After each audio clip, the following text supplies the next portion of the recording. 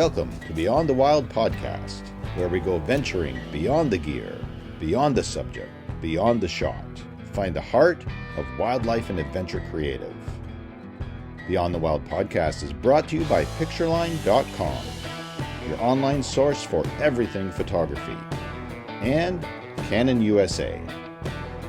Listen in, we share tips and tactics learned from years of journeying into the wild. Your hosts are Jason Loftus, Ron Hayes, and myself, Mark Raycroft. Let's begin another episode of Beyond the Wild.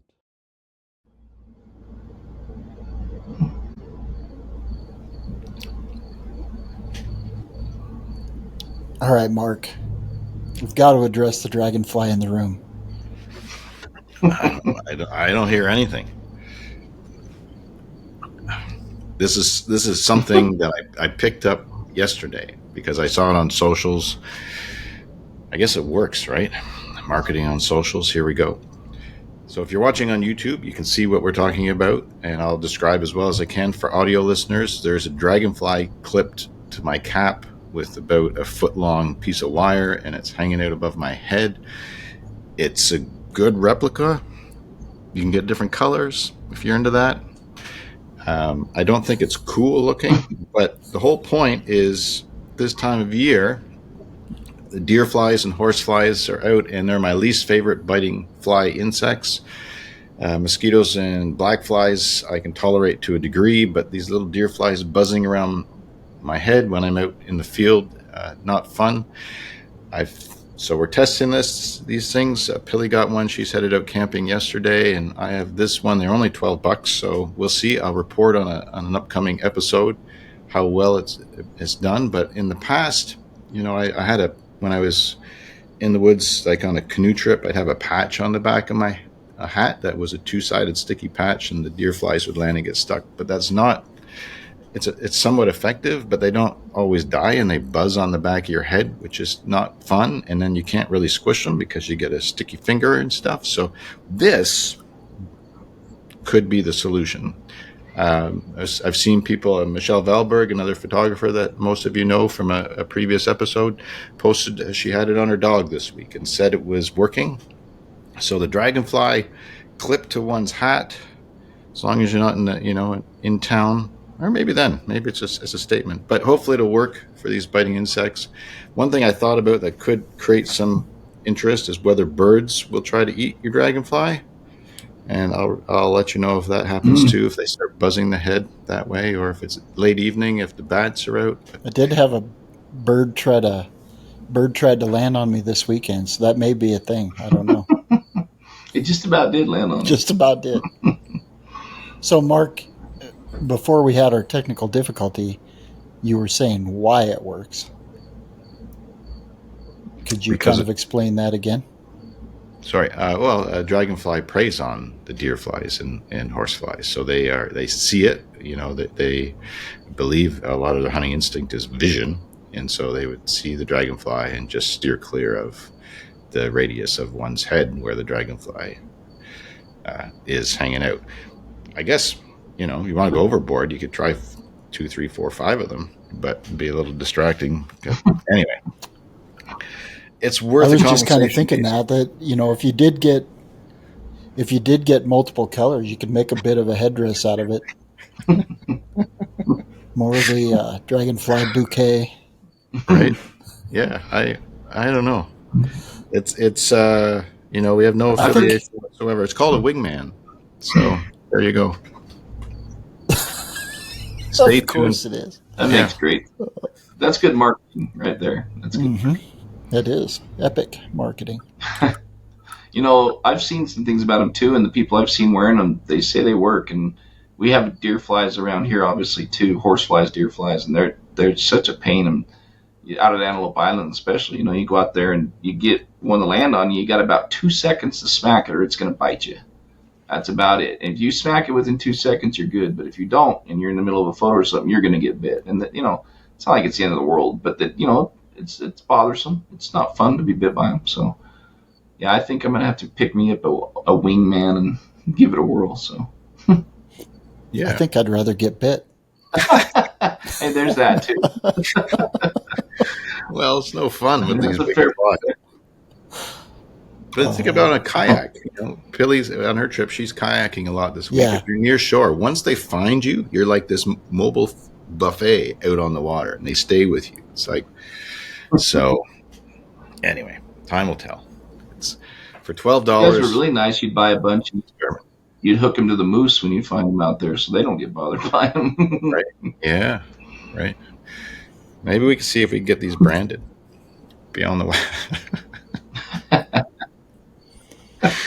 On says no. Beyond the Wild Wing, man. Yeah. No, I'm all for it. Anything we can get branded, I'm all for it. Probably shouldn't put your head near the water. Well, that's awesome. Bass would love to jump at that, probably. Yeah, I would think you might. Yeah, it's a decoy, a lure, and a preventative measure. Deterrent. All in one. It could be. It's fairly realistic. I don't know. But I think we're going to have to put it back on your hat because you are easily distracted. I've noticed that over the years. No, it was for the intro. Because it's something cool. Whenever I come across something interesting, I love to mention it for the podcast. But I'm taking it off the cap for the actual. I'm interested to hear how it works, to be honest with you. Yeah. It's a good concept. Honestly, I wish. I'm going to bring it up to Colin and see if they might carry him for us. You never know. So, be a patent we all wish we had, probably. Future sponsor, Beyond the Wild, sponsored by Wingman. Jason, the elk whisperer Loftus, has not had good luck with stripping velvet. Have not.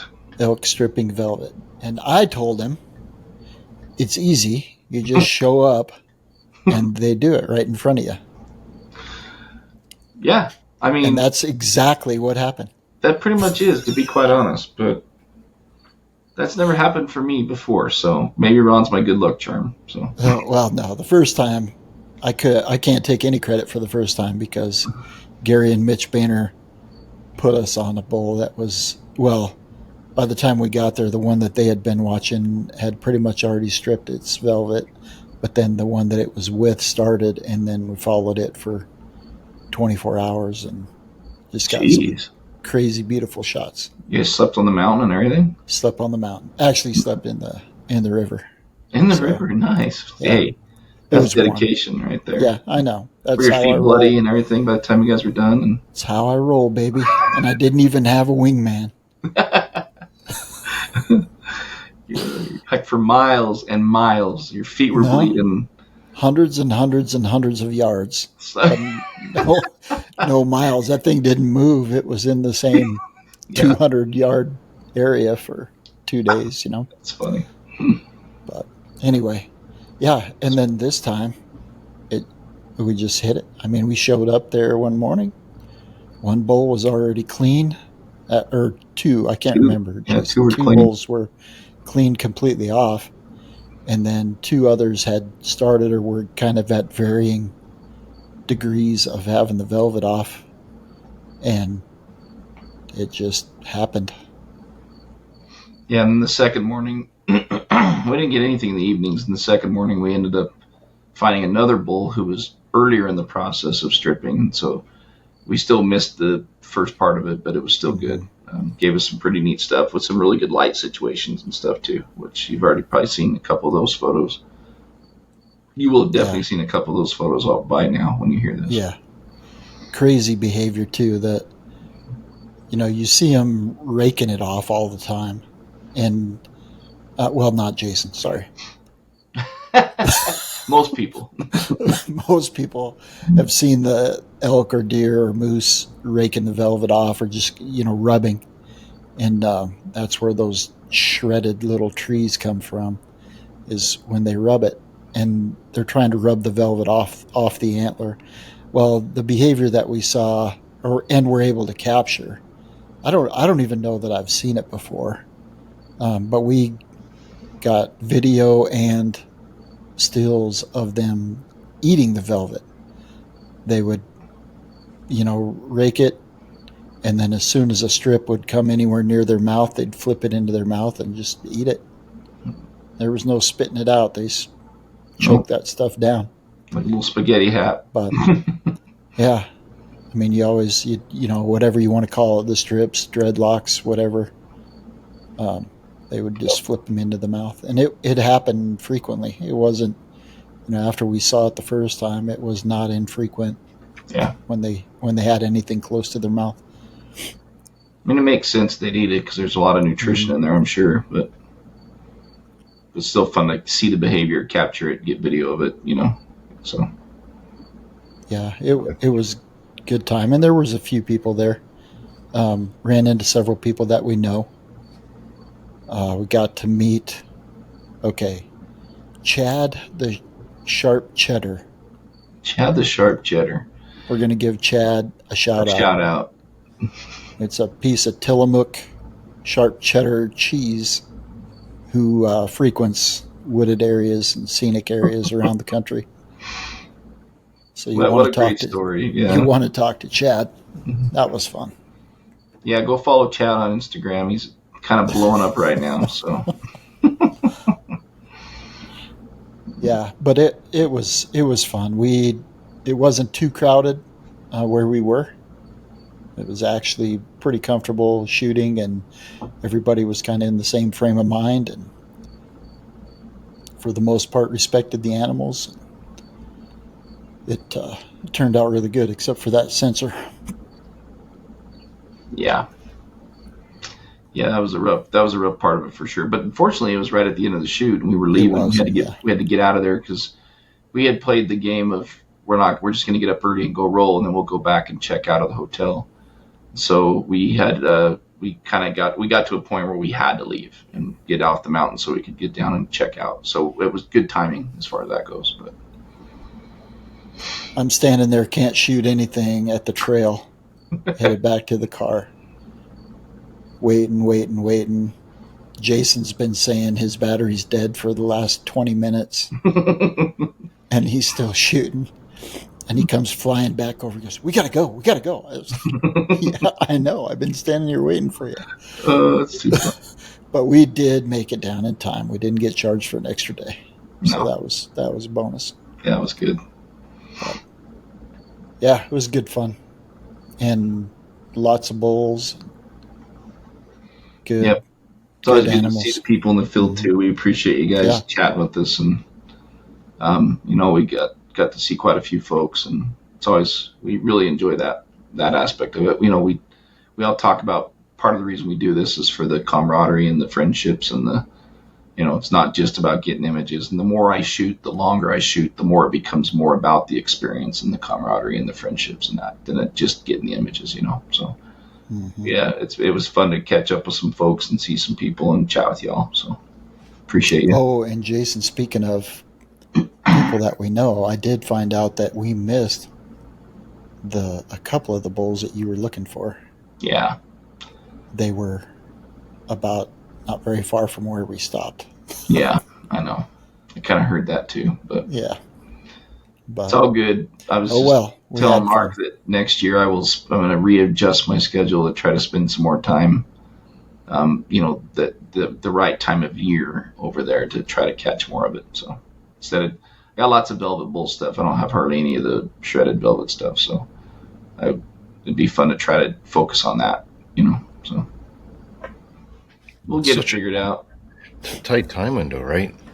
I mean, now obviously, if you've got a good bachelor herd, you have maybe a week and a half where different individuals will be shedding on different days, but they want that off as quickly as possible because it hinders their senses, right? And it's probably doesn't have a lot of odor, but it still has a little bit of blood residue. So you don't. But yeah, they'll eat. All ungulates will eat if it's near their head, and some do it even after it's rubbed off, but they usually don't eat the majority of it. But there's also times with caribou and probably with elk too, with moose especially, where a wolf will sometimes follow a big bull and eat the velvet as he sheds it. And a mature bull moose Hmm. in prime condition is not threatened by a solo wolf, right? So it's not like a deer or that would run away from the wolf. So for those 2 days of velvet shedding, and there's a lot more velvet comes off of moose's antlers, and that's been known to happen too, which is quite interesting Mm-hmm. biologically. And the other thing about elk that I can't help but reflect on at this time of year is it's still, what was it, August 9th that you filmed it? 10th? The point is elk grow Yeah. 10th and 11th, yeah. 10th and 11th grow robust antlers. Everybody knows that, right? But they're the last ungulate of the North American ungulates to drop their antlers. Can be March, and then they're the first to shed the velvet. So when you do the math on how little time to grow these antlers, and it takes the last month or so is solidification of the bone, right? The shrinking of the velvet. You see and it pointed Mm-hmm. up tips, and then the bone solidifies because they need that to be solid for fighting. And the fact that elk shed, a month before. I mean, big bull moose in the far north usually start around the 26th, 27th of August, but can carry right through into the beginning of September. But elk are weeks earlier, and they shed months later. So it's really impressive for this species that they pull this off, and it's hard to believe for me that they did that so rapidly, and their antlers are so solid that they could take their 800, 900,000 pound bull elk frames fighting one another and they don't bust. I mean, it happens, but rarely, right? So I think that's super cool that Right. Mm-hmm. that timing, and it's a transition. I mean, you guys have both been a little ruddy ever since the experience, knowing fall's coming and witnessing that too. I can tell you. So Mm-hmm.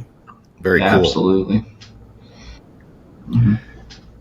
The one thing that I was talking Ron, we were talking about a little bit. It's like just being out there in the elk woods, and elk have a smell, right? I mean, if you've spent any time around elk, and it's not just during the rut, they have a smell that's very distinct. And we Sweet. were walking into an area and was like, ooh, smell the elk, and so it's, I don't know, and that all that stuff, right, is signs of fall to me. It's weather's, we're getting thunderstorms and temperatures are dropping, and we're starting to see a little bit of relief that way, and just I love fall. Here we come. Let's go. Can't wait. Definitely. You feel it at And night, that's right? that's Getting something that cooler. happens the longer you're in the woods, no matter what, is your senses change, because you're more visual when you're at home or when you're at the office or whatever, because that's the only thing that matters really. But as soon as you get in the woods, it's what can you smell, what can you hear, what can you see. But the visual acuity seems to diminish a bit and gives way to those other senses. And it's not that you have to have a sharp sense of smell to smell an elk wallow, because it's very pungent. But you do pick up on those cues to other animals and those other senses, and the birds just wake up your ears, um, in the mountains. And I think that is probably one of the best. To me, that's the best drug ever for stress relief. Is just getting out there and letting those other senses take over and forgetting about everything else. You have to stay focused on your surroundings and know what's going on around you. And I think that's the best form of stress relief on the planet. Agreed. Well said. But I will So, get my R5 first.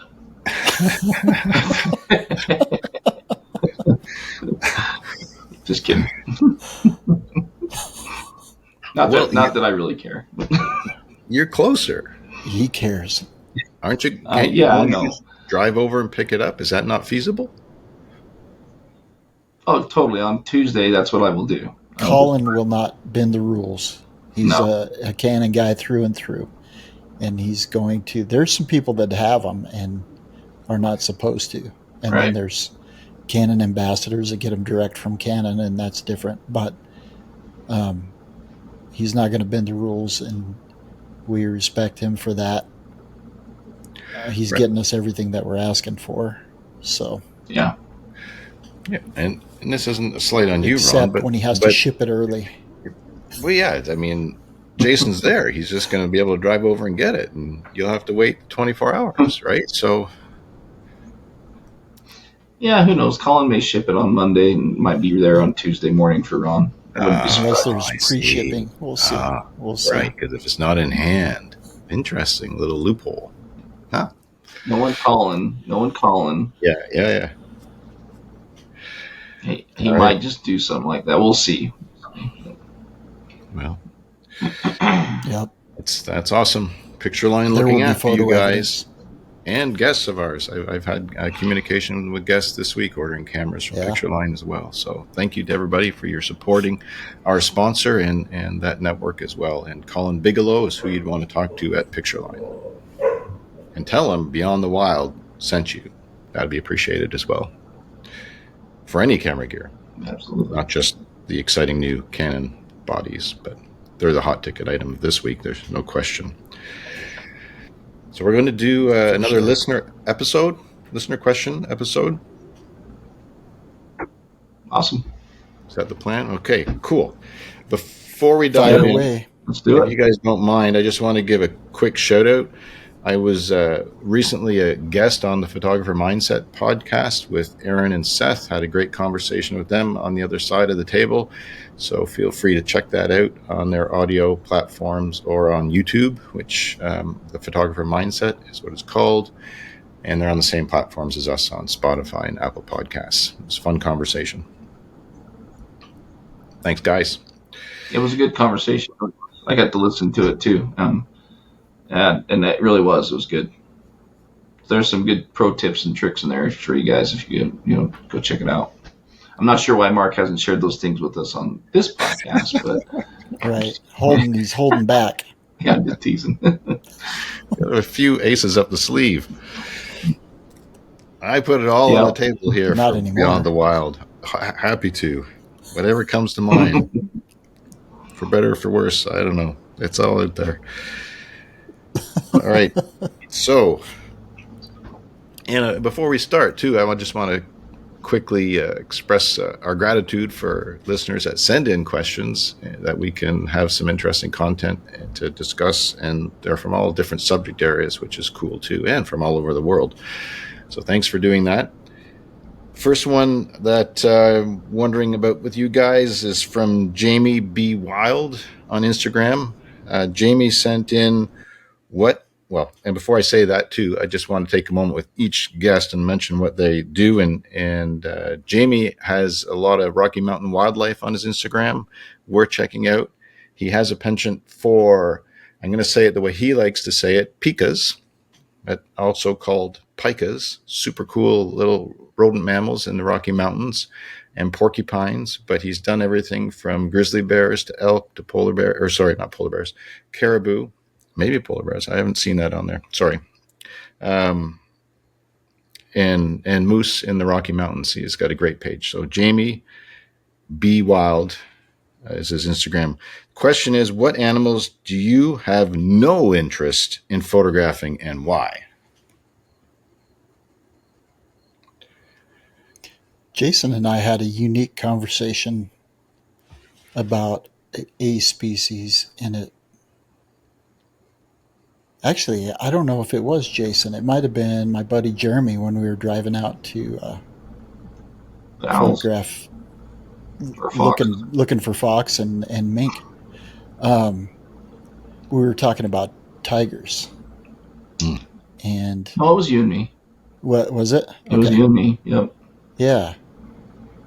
And while tigers are probably the most impressive cat that I've ever seen, and I have not seen a wild adult lion, tigers are incredibly athletic for their size. I mean, they're the size of a Shetland pony, and they can jump, 14, 16 feet in the air with their wingspan, and have that kind of a reach. Just incredibly impressive. But for whatever reason, I can't tell you whether it's the environment, the trip, what the case may be. It just seems like it's a drive out. You have to be in a car. You have to drive out there and take a few pictures and drive back and travel 36 hours home. And it just does not, it's just one of those trips that would be pretty low on the totem pole. Now, a 50-hour trip, as I talked about earlier in an earlier episode, to photograph snow leopards, I'd do that in a heartbeat. But it's just a different type of an environment. I think you're in a different circumstance. You're out there sitting in the wild, glassing. It's just different. But I think that is one that might surprise some people. Yeah. Because I love wildcats. But anyway. Yeah, I'm right there with you. That's the first thing that came to my mind as soon as I heard the question, and I'm with you. I don't know what it is exactly, but it's probably the trip. Honestly, it's probably going so far for a opportunity that, and you're not getting a lot of you're going for that, and that to me is one of those things. I'd rather go and do something like Africa where it's way more diverse, or something like that. I don't know. And it's nothing, again, the tiger's incredible. Nothing against a tiger. I just don't know that that's high on my list. I would probably be one of the last trips I would want to take to go photograph something I hadn't done. So, but I'm an opportunistic photographer. So I shoot chipmunks when I'm out in the elk woods. If they got great light on them and they're doing something cool or funny or whatever, I have no problem shooting about everything I see: birds, chipmunks, bugs, insects, frogs, lizards. I love it all. So there's not a species I don't want to photograph. I think that's one of the fun things about Mark, doing a what about you? podcast with multiple hosts, because the answers are not what always come to mind individually, right? I wouldn't have thought about that. And tigers are amazing, but you can't be on the ground or you'll die, right? I mean, it's common sense. How, Yeah. They're no joke. Yeah. Last for shoot, sure. but how as far as just beautiful. I mean, you can't describe the beauty of a tiger and the power of that combination. But it never occurred to me to think about the duration of trip and or the limit of the experience from the vehicle that way. But unfortunately, it's the only way that you can do it. I have a friend going for them this year, and he's looking forward to that. But yeah, it's an interesting perspective. I don't have a species in mind to pick. I'm going to say something more general, which may not be popular in a sense, because I hear what you're saying, Jason, about anything in good light you enjoy. And it makes total sense. I love all of nature, but I don't point my lens at something I don't have time to edit. And there's beautiful things could be happening, but I won't ever get to editing it because the workflow that I have is too long. So I'll just, if a beautiful songbird, prothonotary warbler lands beside me, I'll probably just enjoy it and look at it and take the moment in, but not photograph it because it's not the market that I work with and I don't have time to edit more images. So it's not that I'm there's no interest in photographing it because it adds to the workload without an application. But I love watching it all and, would just take all that in. And I mean, some of that I would do on my phone to document just for memory or just storytell. I do that with other species, but it was a cool question. Thanks, Jamie. All right, here's another one from Colin, who's an Algonquin Park specialist. Lives and works on the edge of the park and is in there all the time. As Instagram is canoe_carrier. Correct. Ron wins today's prize. We have a wild and exposed sticker coming to you, my friend. He's celebrating. Okay, right on. Sweet. We do have lots of stickers. If you see us in the field, ask if you're interested for something for your water bottle, your coffee mug, your laptop, your what? But I'm glad nobody asked last weekend because I forgot to take them with me. Okay. I had some. I was handing them out. Right on. Yeah, Ron ordered a bunch of them at the beginning of forming, well, early stages of our podcast. So we all have a great inventory of that. And the merch site will hopefully be up soon too. Just saying. Colin's question: for each host, what is your favorite image taken, and what would you do different if you had a do-over?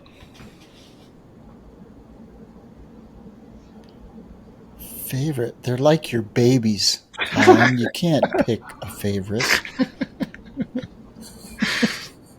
All right, all right. There's okay. Let's Oh man, rephrase it for the benefit of time efficiency. Instead of your favorite, a favorite. Just pick one of your favorites that comes to mind first and foremost, and whether or not you do anything differently because it was years ago and what you would do now. I mean, I have one in mind. I'll start. I had a moose after years and years of camping in the backcountry and getting landscapes and mountain views with moose in central Alaska. Finally had a moose skyline with the mountains behind in a way that lined up perfectly in evening light. So it's one of the highlights of all my years, and I'm right there when I think about it. In a millisecond, I can feel the experience. Um, and honestly, I wouldn't do anything differently because it's such a career highlight, that image or the series of that. The only thing that I would be very excited about in a do-over is having a mirrorless camera rather than a DSLR with a slower frame rate, and have more opportunity to collect a greater variety of images quickly. And that also might allow the pivot to do a bit of video as well.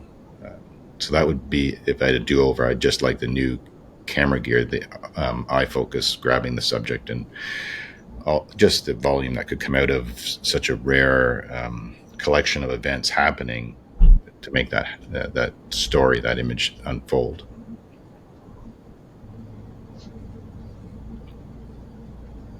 man, alive! I'm still okay. Well, I'm going to go with the one that I think is Jason's favorite image of mine. The mountain goat in that's kind of framed in by the clouds. Yeah. I'm going to have to, and I went with that one, Mark, because of what you just said. My buddy Jeremy Thies and I were laying up in the rocks for forever, just kind of trying to wait out this storm and wait for the goats to get out of the shadows because they went into this huge bowl. And we had to wait for him to get out of the shadows and into the light, the setting sunlight.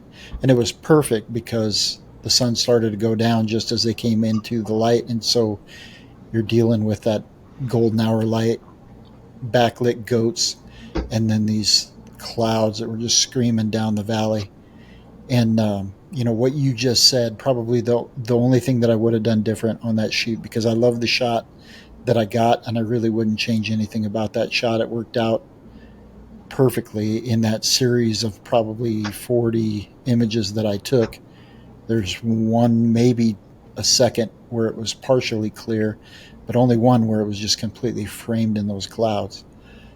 But I would love to. The clouds were moving so fast, and Jeremy did get video while we were laying there. But I would love to have video of that moment because the clouds were just going so fast. It was, you just can't even describe it for people. The wind was blowing down that valley about 40 miles an hour, and it was just an insane scene. But that, 1/1000th of a second or whatever it was, I'd have to even look back at the metadata to see what that was shot at. But that 1/1000th of a second out of 40 other thousandths of a second was just the one. And I wouldn't change anything about the shot, but I would change that about the shoot just to have that opportunity again. And I'll never will. It was just, there's a series of circumstances that all work perfectly together. So. That's an iconic shot of yours. That's a tough question. Sorry, go ahead. No, I was just going to say it's an iconic shot of Ron's. It's probably still on his. I don't know if it's on your Instagram feed, but go to our website. We always have a page devoted to each episode with more images and behind the scenes content. So, wild beyondthewildpodcast.com. Check that out there. Sorry, Jason. No, you're good. I think I'm going to take a little different approach to this one because I could do the easy one and say my favorite image is my elk image out of the, bugling out of the shadows. And I've used that before, but I think I'm just going to take a little different angle and say the Antelope Island bucks that I shot way back. Everybody knows about them. That I wish I would have, and there's a couple of bucks out there specifically that were kind of the well-known ones, Claw and Double D, and I wish I would have spent more time photographing them when I had the chance. So I got some pretty nice images of them, but I wish I would have taken the opportunity to spend way more time out there photographing those deer while the opportunity was there, because everything changes everywhere, and it's crazy how now Antelope Island is kind of not really even a thing anymore for deer right now. Who knows? Someday it might come back, and everybody hopes that it does. But that happens in a lot of places where you get special opportunities. And fortunately, I learned then to really, because I didn't take advantage of it, to do so when I have the opportunity as I move forward. So now I really try to get out as much as possible and take advantage of those really good situations. There's still limits. I can't do it all the time. I have work, I have other obligations, but I definitely make it a priority to get to those places when those opportunities are there now. So that's a great spin because we think those animals will still be there, and they're all gone over time, right? Places change. Yep. Favorite animal that there were individuals I photographed for 5, 6, 7 years that were like so exciting of any species to see year after year, but then they're gone, and there's that collection of images which means a lot, or ones that are fantastic that go quickly too, and place. Yeah, so don't assume that anything that is exciting will continue to be there.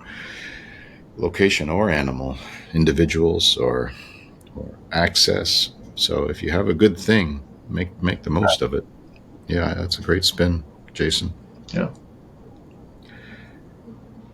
Okay, here's a question from Ben at Jardina Captures on Instagram. That's JARDINA Captures, all one word.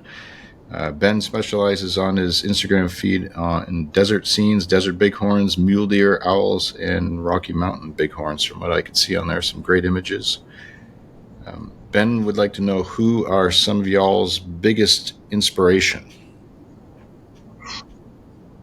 I love how I can ask these questions and I get to read them before the show. And I just spring them on you guys. So just for listeners, helpful. They don't know what's coming. You could. All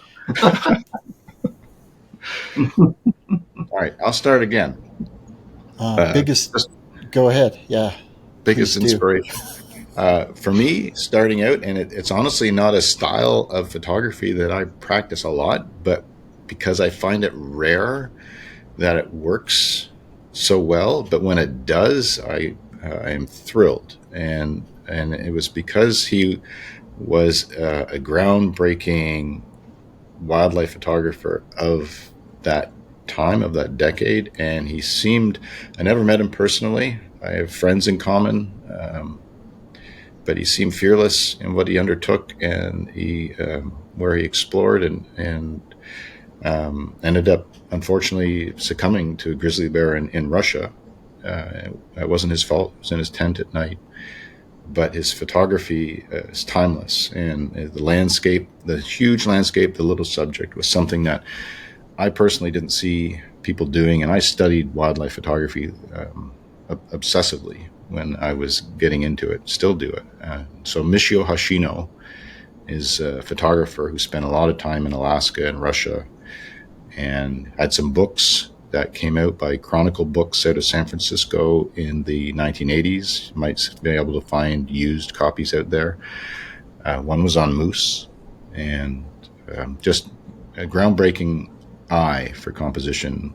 And so I always appreciate his work. And it was actually a quick spin on that. It was a thrill and an honor to include some of his images. I don't know if it was 2 or 3 we used of his in the Caribou book, but it meant a lot to have them in there. There were aspects of big caribou country in barren ground situations that we didn't have time in the few months that the book was approved, despite the depth of my portfolio, to have. And I wanted to make sure everything was represented for caribou visually, as well as with the text. And so we sourced images for that. And Michio's, it was one of the photographers that it was a delight to include, an honor to include his work in there. Go ahead, Jason. You know, this can sound really funny, but I honestly don't really have any like big name photographer that was a inspiration for me.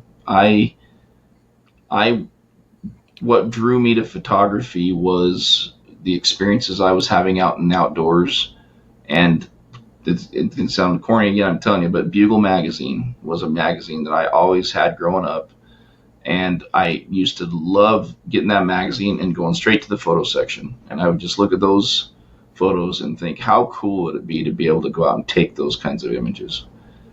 And that was probably where the fire was lit. And that was a collection of lots of different photographers, right? Those photos were from. And then as I move forward, I think the folks that have inspired me the most are, folks that I've met and become friends with. And, Harlan Cooper is one that I would bring to mind. He's somebody I followed before I knew him and was inspired by his work. Mark, your photography is very inspirational. Ron, same. I mean, I learn and take from a lot of people, quite honestly. But I don't know if I ever got not caught up, but not that I ever studied photography well enough to know that, hey, look at this wildlife photographer out there that is just such an inspiration to me. There's lots of amazing photographers out there now. I've been doing this a lot longer than you guys have. Let me rephrase that. I've been doing this for a much shorter time than you guys have. You guys have been doing it a lot longer than I have. So I don't know that I ever, really took that approach. I kind of entered photography in the Instagram age. And so a lot of the inspiration for me came from photographers that I was seeing on Instagram and stuff. So, but yeah, I take a lot of inspiration from quite a few different folks. And I think that's a smart thing to do. Don't pigeonhole yourself. Even though I've kind of landed on a style I like, I really do see images and go, wow, it's very impressive. I wonder how I could incorporate some of those things and those aspects into what I do, Mm-hmm. So, but Ron? Yeah, it's a difficult question. You draw inspiration from so many different sources. And again, you guys in the field that I have an opportunity to shoot with a lot. Mike Amaro, everybody knows Mike as a videographer. Mike is an unbelievable photographer. And he's got some really iconic images, just sees things a little bit different, probably because he's done both. Charles Glatzer is the best teacher I've ever heard, ever, any subject, but just the way that he teaches photography and the depth of knowledge that he has in the field, I think is second to none. But then you start to, as you alluded to, take an inspiration from people on Instagram or on social media, and the young guys right now, so many young guys that are just getting out and killing it. We've had Kevin on, Mitch, Boehner, Ben, the guys that we shoot with a lot, Isaac Spots. I'm leaving a lot of guys out, but there's just so many that are just getting out and getting after it. And, I think we can all take a little bit from that. It'd be nice to have that. When I was in law enforcement, you used to call the new guys the blue flamers because they always got a blue flame coming out their butt. They're going so hard all the time. and that's these young photographers. That's kind of what I see. There's just so much energy and so much drive. Um, Watts, Evan, another great one who's doing great things on YouTube, but just so many. I could sit here and talk names all day, but I think it's, the younger guys, it's their passion, and their drive. The older guys, it's just the wisdom that comes from years and years in the field, um, and then just different styles. I'd love to shoot wider and more environmental, but I find myself doing that a lot with a long lens. You just don't have to get as close, and then you can widen things out, especially carrying a zoom. That's why I shoot a lot of the time with the 200 to 400, because it provides some of those opportunities. But yeah, I take inspiration from everything I see or try to. And there's just some things that grab hold of you a little bit more solidly, So it's a tough one to narrow down to one, because there's so much out there that is inspiring, and as far as what we do.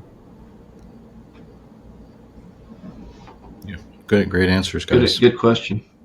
Yeah, I mean, obviously, it's important to have, there's a tremendous variety of visual inspiration out there, and take it all in, totally. All right, next question's from Maureen at Mammoths Photography, MEMATSEN Photography. Maureen has a lot of beautiful coastal brown bear images. She wants to know, how do you guys afford all these trips? That was a funny one. That's a great question. Yeah, it's. I declare bankruptcy every 7 years. It's priority. Yeah. No. Yeah. Just after the 7 years, when you everything's cleared up and good to go. Right. Well, you're not qualified. You can't do it any sooner than that. I see. So, you have to wait. I didn't know that. That's not true. We try to be economical and prioritize and pick and choose, and they're not all expensive, right? It depends how you do it. If you're camping versus a lodge, it makes very different outcome for price, and but obviously too, if there's revenue tied to it, that helps make it happen. Whether it's whatever the source might be. For those selling stock, like I do, it's great. Guiding is great. For those that are sponsored to do it or work on a show or on a commercial contract, it's great. So there's, I think those that get to do more trips are individuals who can derive revenue from it. But it's picking and choosing. That's my 2 cents on it, guys. So I've had white hair since I was about 30, and I take most of my trips with the money that I've saved on hair color products. I also drive older vehicles. I've never owned a new vehicle and never will. Anywhere I can save to make it possible to go do the things that I love to do, I do it. I pigeonhole money in every way possible. I have a lot of camera gear, but that's it. I don't really have any other hobbies. I play golf once in a while, and that's it. So it is what I do. And I think, as Mark talked about also, when I go on these trips, Jason and I went last weekend, ran to Colorado, and stayed in a hotel for one night. But typically I just throw memory foam mattresses in the back of my vehicle, and that's where I sleep. I eat scraps. I'll get one meal, and that lasts me all day. Might save it and eat it in 2 different meals, that kind of thing. Or just take, when we were in Alaska, everybody laughed about it, but Mark and a few guys and I were up in Denali, And every time we'd stop and have a break midday when the light got harsh, I'd boil some oatmeal, and I had oatmeal probably, I don't know, out of the 30 meals in 10-day trip, I had oatmeal probably 24 of them. Um, it just you just scrimp and save as much as you can anytime you can, and then when the big opportunities come, some of them I lead, some of them I'm just along for the ride, and I have to save for, but that's where that's where I invest. Yeah, I'd say for me, it's very much the same. I've been fortunate. I didn't really do a lot of photography trips. I did the camping trips. I run to the Yellowstone, run to the Tetons, run to, wherever, to try to get the opportunities to photograph. And I never really started taking the trips until I actually was, fortunate enough to make a little bit of money with my photography. It's kind of everybody's that gets into this. It's everybody's kind of dream or goal or whatever you want to call it, to try to make enough money with your photography to kind of pay for itself, right? I would say that I'm basically there, where I basically make enough to kind of pay for my hobby and pay for most of the trips that I take. And I'm also fortunate that I also work at full time. Well, I'm not fortunate that I work a full time job, but I'm unfortunate that I do that. However, the fortunate part of working a full time job is it also provides me with an alternate income that I've been in a managerial position for a corporation for quite some time, and so that comes with weeks of vacation and additional pay and bonuses and things that just the average person probably doesn't have the opportunity to participate in. So I'm blessed that way to be able to have that opportunity, and it helps pay for a lot of these things too. So um, yeah, that's for me. That's kind of how it is. But I still try to scrimp and save and scrounge and try to go on the cheap when I can. I mean, I will tell you, I'm getting a little less. Like, I'd rather grab a hotel for a night, especially if I can split it with a buddy, like we did with Ron, or, than sleep in the car necessarily. But trust me, when we went this weekend, I drove all night. I took a 20-minute power nap, and we went and shot on the mountain. And then we went and, so still doing those kind of crazy things, which is really dumb, by the way. I need to knock it off. I really do. I keep saying it, but I'm getting too old to do that effectively. So, but yeah, I mean, you take the opportunities as they come, and hopefully you can save and make it a priority, like these guys said. To If you want to do those trips, do one trip a year, focus on that, and save the money. Do without the cup of coffee every day. There's $5 a day, right? For example, just there's things like that everybody can do to save quite a bit of money over time to help with whatever you might be saving for. So. I think it's fantastic Another you good guys did it question. last weekend. Yes, thanks, Maureen. I'm hoping to see you both once or twice this year, but I wish we weren't so far apart for these reasons. Another question Right, it'd be is, fun to get out with you more, Mark. yeah, I'm looking forward to it. We'll do more podcast stuff from the field, have fun that way.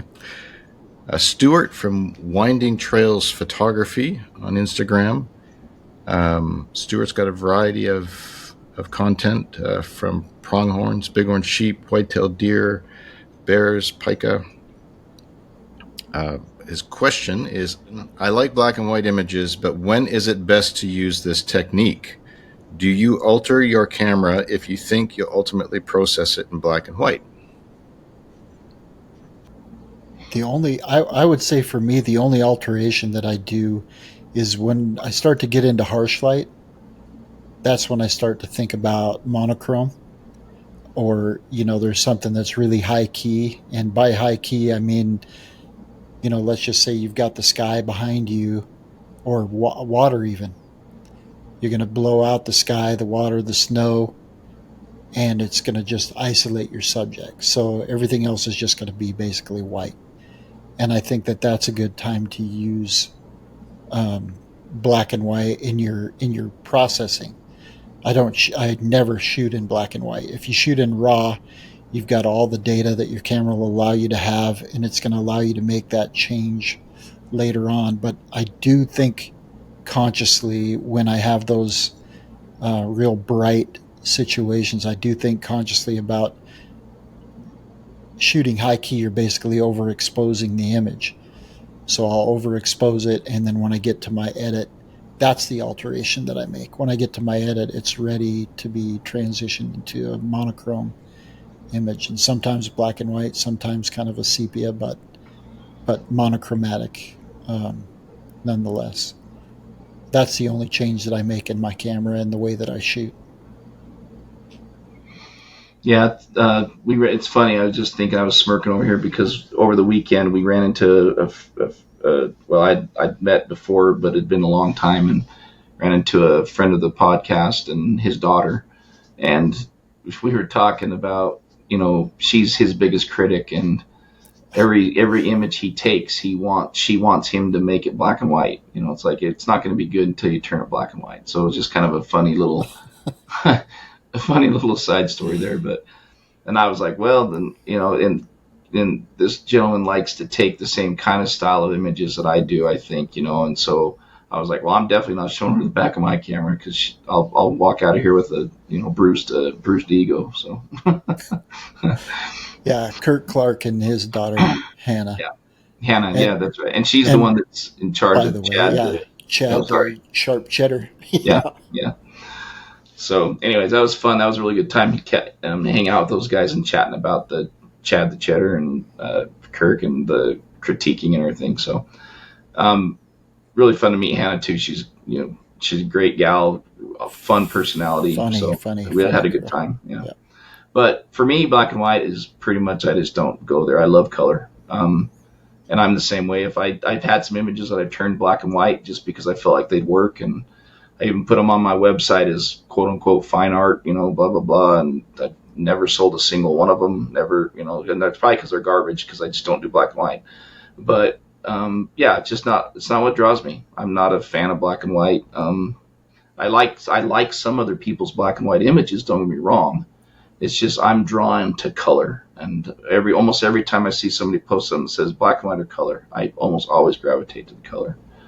So that's it for me. And if I was going to take an image in the field, I would. It's all in post, just like Ron said. I would never shoot it in black and white in camera. It'd always just be the opportunity to maybe shoot it later, or change it later in post. So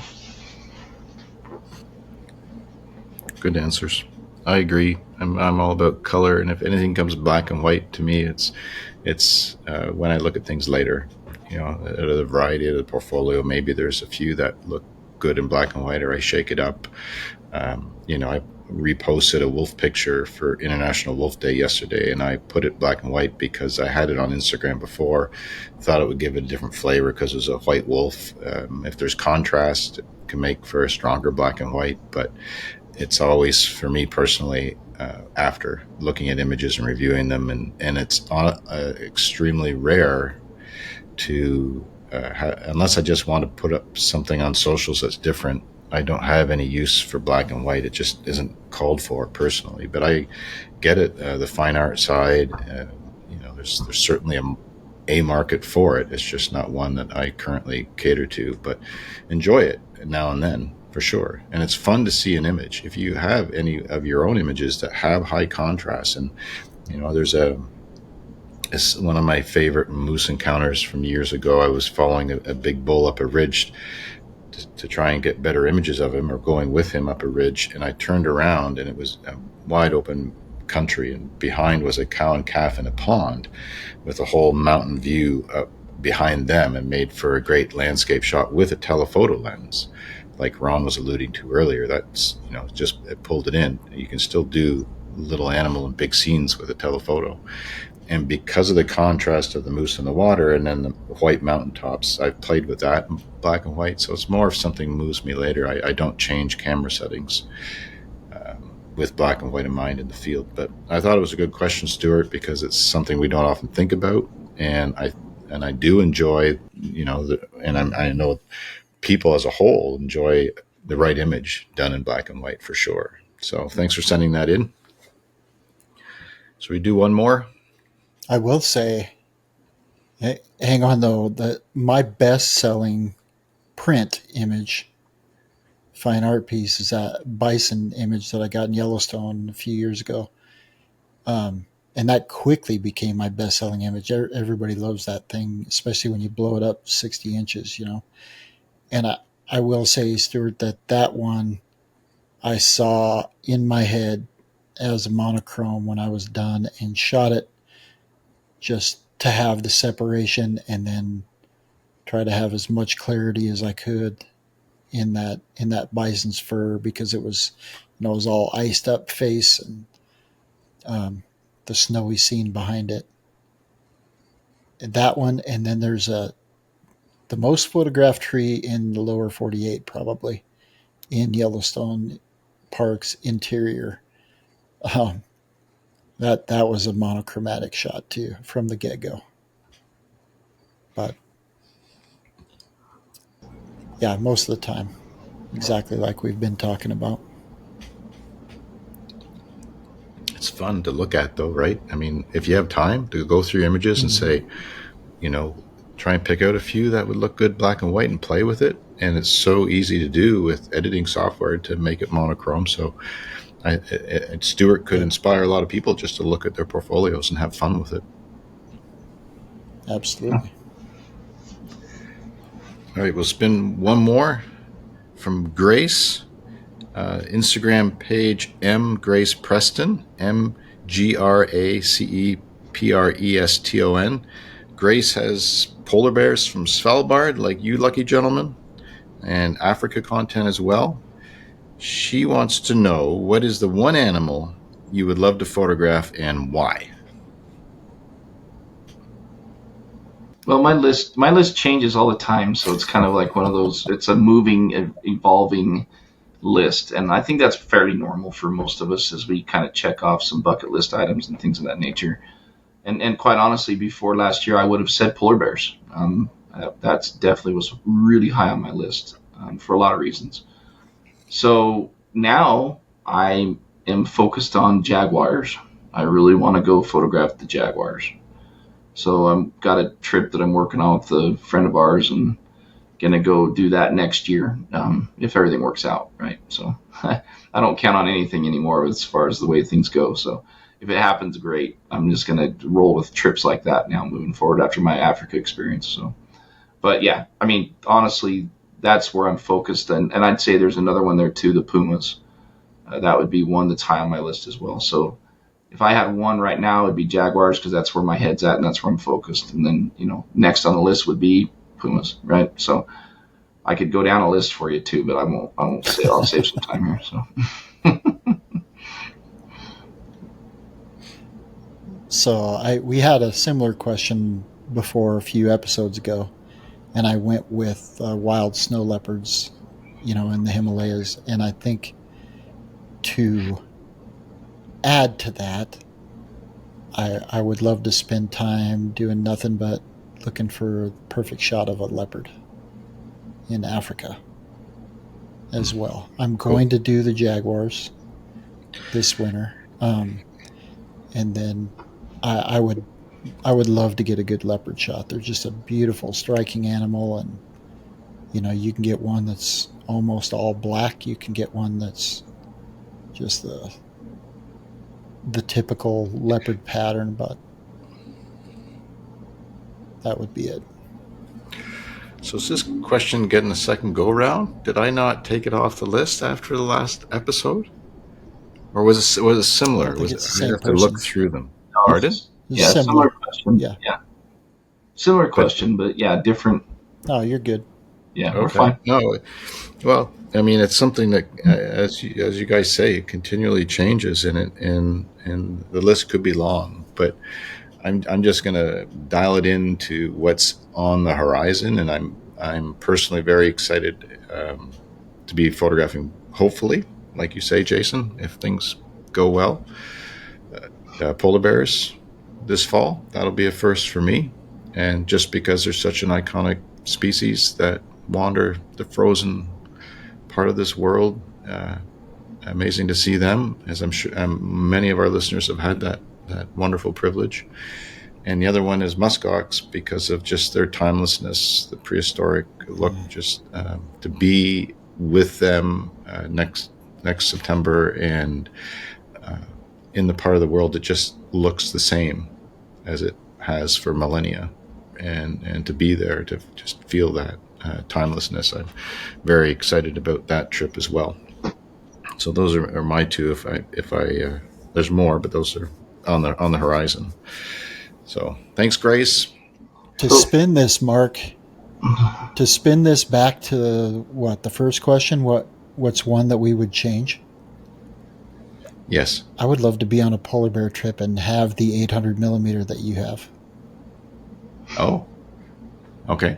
I think that would have been a game changer with a lot of the opportunities that we had, and have that lightweight, smaller form factor 800 that you could actually hand hold and shoot from a boat, from a Zodiac or from the big boat. Mm-hmm. I think it would have been a world changer for us. So I'm envious that you'll have that tool when you go. Yeah, I was picturing your autumn trip to Svalbard. Svalbard. Yeah. Well, both though. Both. Okay. I think you'll be happy you have that when you get up there. Yeah, yep. Definitely. I love the reach for all kinds of applications. Sorry. I actually am going to back up just a bit and add one more animal. And I'm being a little funny here, but I don't think this is out of reach based on what I'm hearing. And they are trying to take mammoth DNA and bring them back to life. And I don't know if it'll be a pure mammoth, right? But that's the idea that I'm hearing. And if they do that, then mammoth will probably make my list at some point. So something to watch for. I was out to dinner not too long ago, and we were joking about that. I had not heard that anybody was, because they found frozen, like wasn't a baby mammoth frozen intact, so the tissue was all there, the DNA's there. Why wouldn't somebody, ethics aside, it was a conversation debating that, and but I hadn't heard anybody was. I mean, it's a big world, and there's different ideals across this planet in different countries. I hadn't heard that somebody was playing with the notion of bringing them back. Where will they fit a mammoth? I'm doing some searching right now. But well, I mean, it would be, as of March 2024, the Dallas-based biotechnology company Colossal Biosciences is working to genetically resurrect the woolly mammoth by combining its genes with Asian elephant DNA. The company's goal is to create a mammoth-elephant hybrid with no more than 1% mammoth genes that can grow a woolly coat and other traits needed to survive in the Arctic. And they're saying they'd basically restore them to the Arctic tundra. And I think there's some science behind it. I've heard some other stories, but essentially they feel like they can add value to help with the issues that are happening on the Arctic tundra. And so don't take any of that. You have to go do your own research. This is just me remembering notes and things from things I've heard. So kind of interesting. But if they do, we get some woolly Asiatic mammoths, it might be kind of fun to go photograph. would be. I'm just picturing how powerful a bison, how careful we have to be with bison. I mean, a mammoth. Wow. All right. Yeah. Love it. Surprise content. Out of left field. Thanks, Jason. Never know. Yeah. It's always fun to stir up the rumors and stir the pot. Right. Conversation, debate. I mean, where does that go? How do people feel about that, right? I'm sure many would be very excited about the prospects. Other ones would be reserved. It's it's interesting to think about for sure. Yeah. Well, another listener question episode that was fun, good variety. Thank you, everybody, for participating. And you can watch our show on YouTube, where our producer, Jason Griffiths, adds photographs and video content to complement the feed, what we have available for that.